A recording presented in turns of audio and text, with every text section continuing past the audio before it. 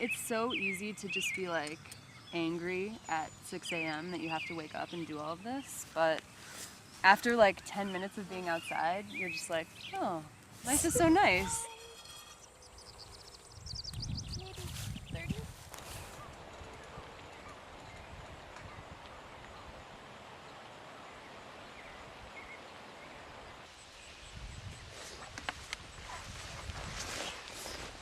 I work 10 times as hard, not just manually, but like, you know, physically and mentally working 10, 12, 14-hour days is tiring after a while.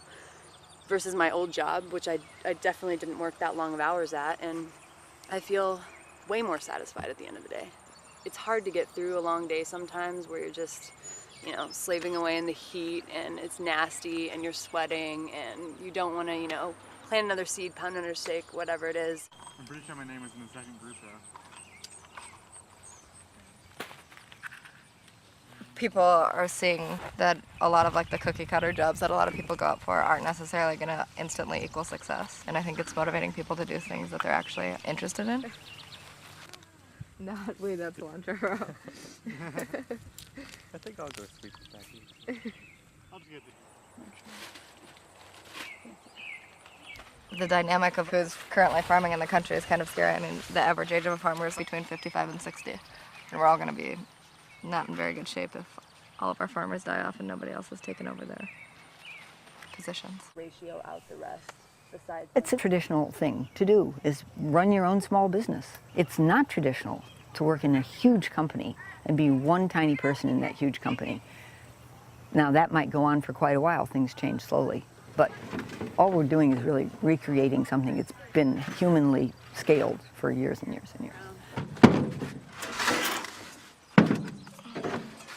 It's lunchtime, you guys.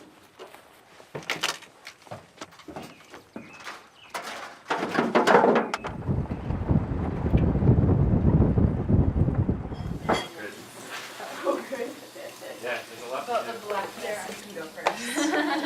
your hands are dirty. Do you want chunks or slices? I think slices. Whatever you want there. Watch out there.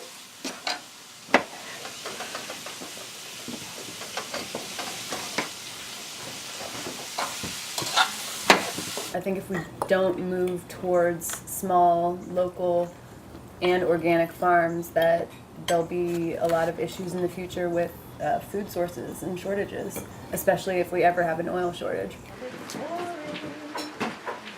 If you can learn how to grow your own food, I mean, think of all the money you can save, even just in your backyard. People can, you have an apartment, you have a rooftop deck, you have anything, growing your own tomatoes, the money that could save you in a season, I mean, in a downturn in the economy, people should think about things like this. What is that? It's 8-ball squash.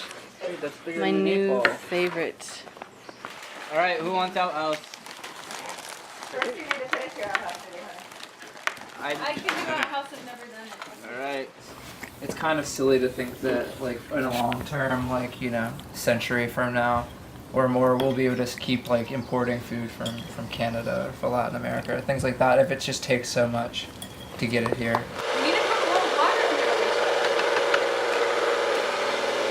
the That's the only thing that will break it. There's not enough Or rice fluid. milk. There's rice milk in the fridge. Oh, some left over? Yeah. No, then I don't know what happened. It's crucial to like the survival of our civilization that people like begin to understand food. And where their food comes from. Yeah. I mean, Yeah. And how it's produced. exactly. And that it takes all of this hard, you know, manual labor to produce it.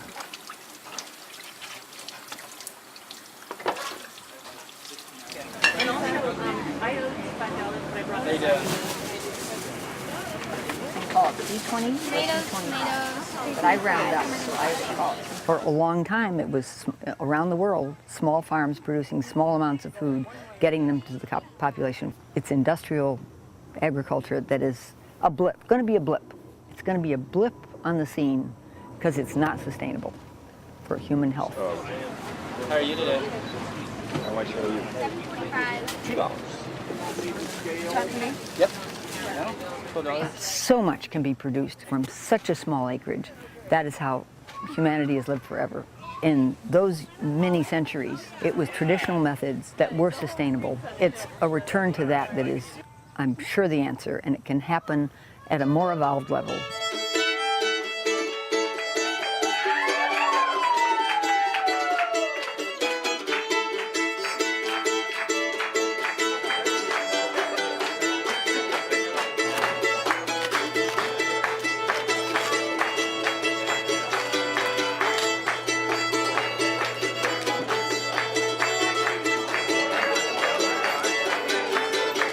It's ridiculously demanding work, but it's just a lot of fun. I love being out in the field. The community is really good. Everybody's super positive.